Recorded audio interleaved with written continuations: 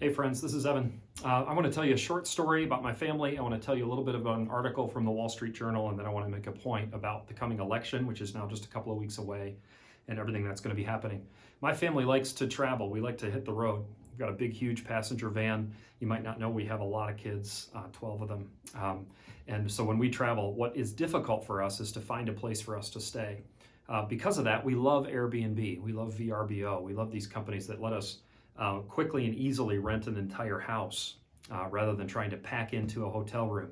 I wish I could show you some pictures of a couple of nights we spent with a lot of kids in a hotel room. But I wanted to talk about Airbnb because Airbnb has a great strategy to make big homes. They had a great strategy to make big homes available in popular cities. Well, when travel stopped because of COVID in May, you may not know this, but Airbnb almost went out of business. Their rentals went way down really quickly.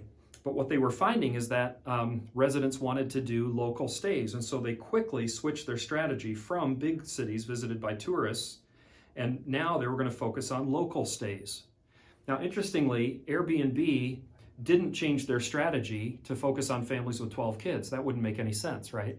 So I can still find the home on there, but what I noticed this summer is it got a little more difficult to find homes in big cities where we would maybe want to travel, and that's because they changed their strategy. They were changing their strategy because their stockholders demanded it, right? I think sometimes we think, hey, COVID's going to hit and companies are going to go out of business, or we're going to have a new president and we're going to have different strategies or policies coming from that, maybe a different tax strategy.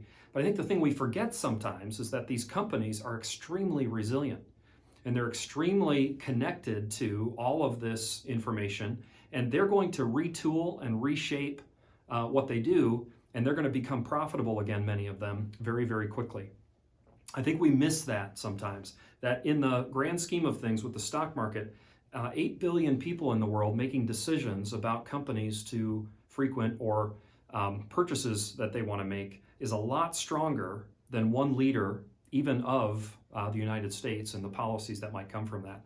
So as I know many of you are nervous about what's coming down the pike here in the next 2 to 3 weeks, recognize that historically capital markets have been much stronger. Now, would the market go up or down quickly depending on what happens on November 3rd and beyond? Maybe.